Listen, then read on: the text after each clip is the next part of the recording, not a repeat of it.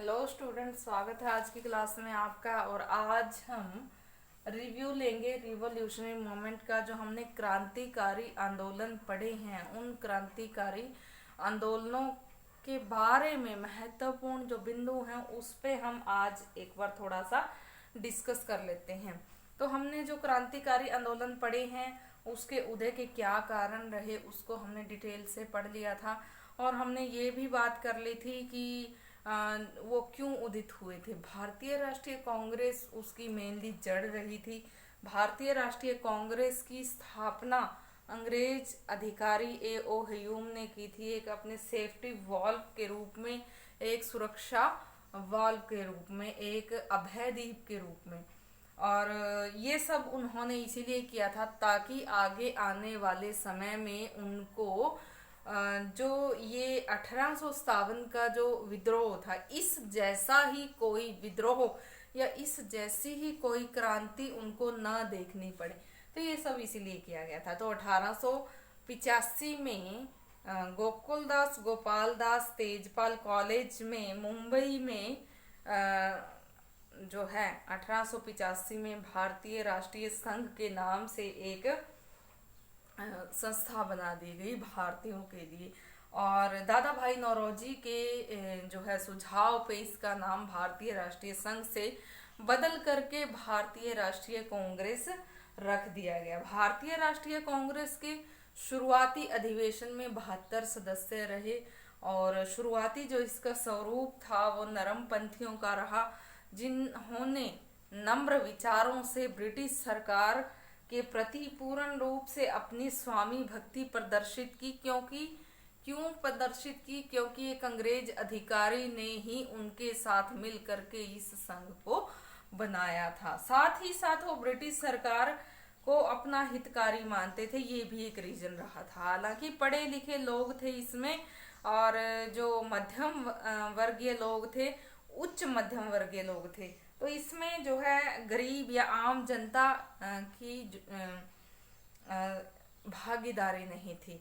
तो इसके सदस्यों की संख्या धीरे धीरे करके बढ़ती गई। हर साल इसका एक अधिवेशन होता, एक अध्यक्ष चुना जाता, उसमें कुछ एक मांगे पास की जाती जो सरकार के सामने उनको रखनी होती थी। तो इस तरह से धीरे धीरे करके उदारवादियों ने अपनी मांगों को आगे बढ़ाया। अपनी मांगों को आगे बढ़ाते हुए जो है ये प्रक्रम ऐसे ही चलता रहा 1905 तक। और 1905 तक उन्होंने भरपूर कोशिशें की, लेकिन ब्रिटिश सरकार की बातों से, उसके द्वारा उनकी मांगों पर की गई सुनवाई से वो खुश न हो पाए। उनके खुश न होने के कारण से ही उनके मन में जो एक द्वंद्व की स्थिति थी वो पैदा होती गई। जो ब्रिटिश सरकार के खिलाफ जो विचार थे वो पैदा होते गए।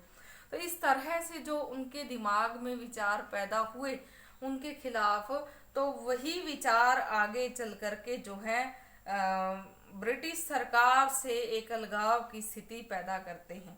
तो साथ ही साथ हम ये भी कह सकते हैं कि जैसे दादा भाई नौरोजी जो grand old man of India कहलाते हैं, उन्होंने जो अपनी बुक लिखी थी जो काफी फेमस है, un British rule in India, poverty and un British rule in India, जिसमें उन्होंने भारत के आर्थिक इतिहास का विश्लेषण किया है, उसको लिखा है, प्रति व्यक्ति आय को अंकित किया है।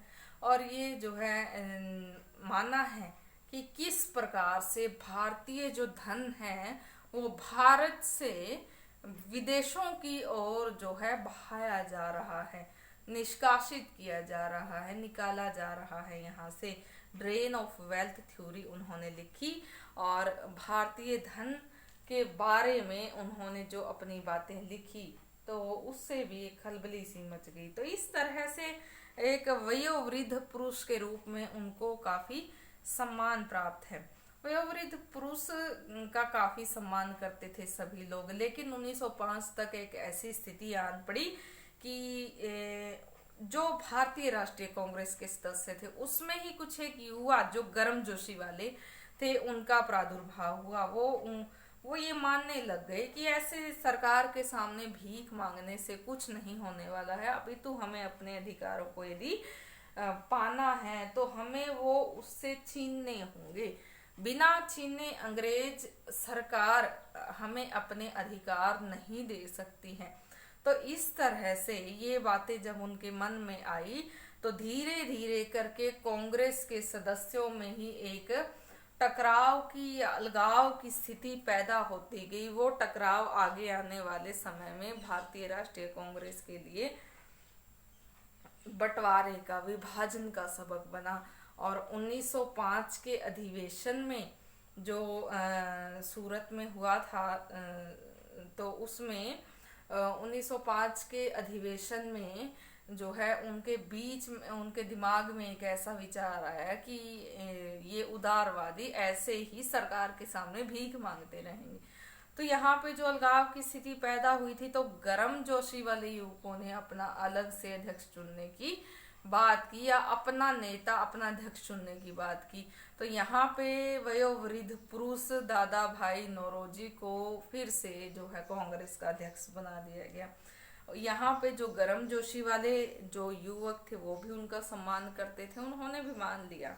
और दादा भाई नौरोजी ने अपने अध्यक्षीय भाषण की शुरुआत की इस बात को लेकर के कि स्वराज्य को पाना ही हमारा मुख्य लक्ष्य होना चाहिए, लेकिन स्वराज्य को हम कैसे पाएं, इस बात को उन्होंने डिफाइन नहीं किया।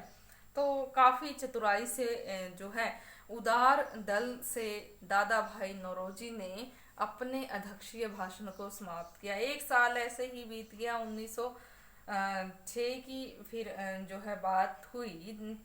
तो आगे 1906 में भी इसी प्रकार से धीरे धीरे करके परिस्थितियां काफी बिगड़ती गई। 1907 में दोनों ही दलों की कशमकश में आगे चल करके जो भारतीय राष्ट्रीय कांग्रेस थी इसमें फूट पड़ गई, और वो जो फूट थी उसने इसका जो है विभाजन कर दिया, इसके दो टुकड़े कर दिए। एक टुकड़ा, एक दल जो है नरम दल या उदारवादी दल कहलाया, दूसरा टुकड़ा गर्म दल या उग्रवादी या क्रांतिकारी या उग्र क्रांतिकारी विचारधारा वाले व्यक्तियों का कहलाया। तो इस तरह से जो उग्र क्रांतिकारी विचारधारा वाले व्यक्ति थे उसमें हम मुख्यतः लाल बाल पाल, अरविंदो घोष का नाम ले सकते हैं।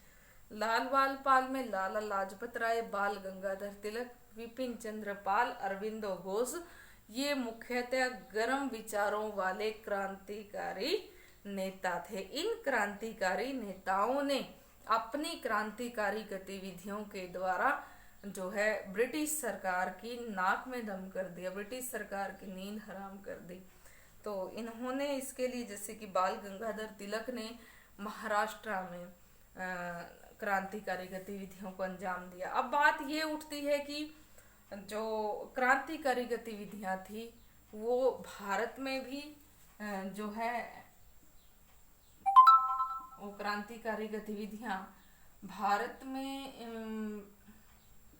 भी अंजाम दी गई,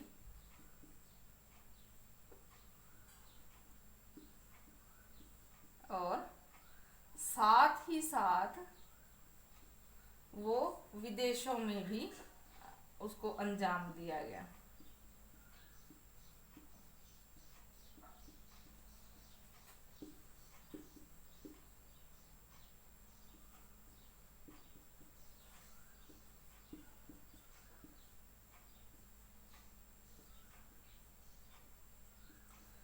भारत की यदि हम बात करें तो भारत में महाराष्ट्र, पंजाब,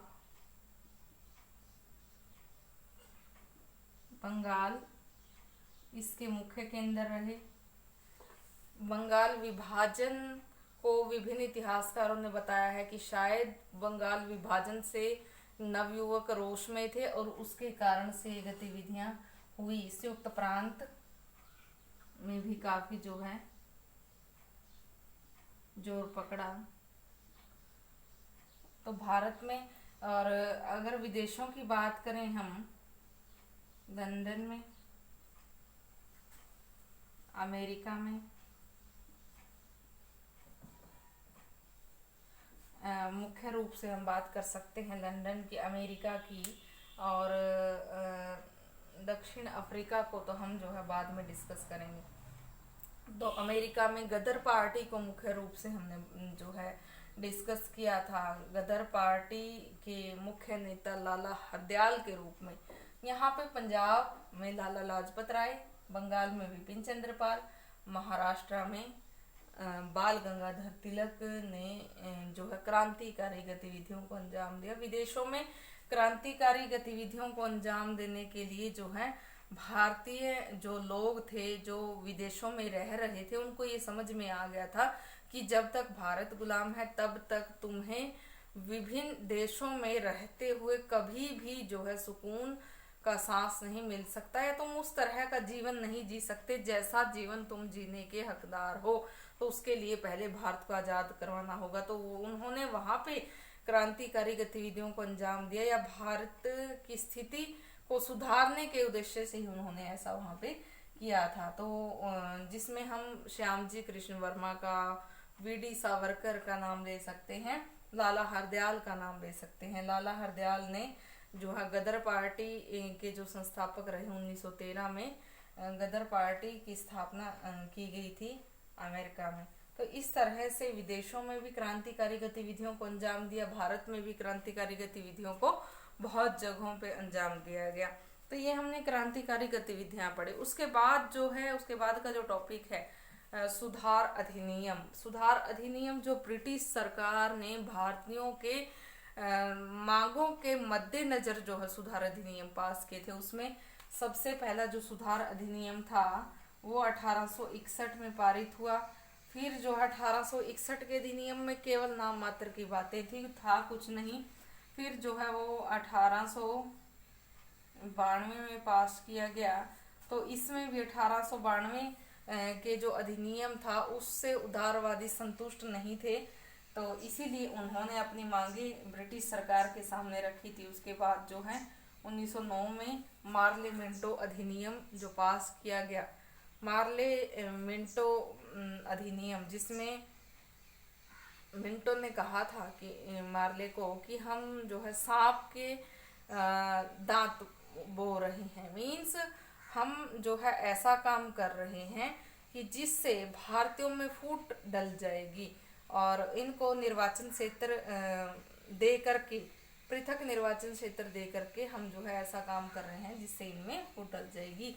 तो 1909 का सुधार अधिनियम और उसके बाद 1919 का सुधार अधिनियम जो है, ये अधिनियम पास किए गए। इनमें निर्वाचन क्षेत्रों की संख्या तय की गई, उनके सदस्यों की संख्या तय की गई, उसमें भारतीयों की संख्या तय की गई और उसमें अंग्रेजों की सदस्य संख्या तय की गई। तो इस प्रकार से उन्होंने जो है ये सुधार अधिनियम जो पास किए, उनका जो है भारतीयों को कोई फायदा नहीं हुआ, अपितु भारतीयों में फूट डालने का ही उन्होंने काम किया।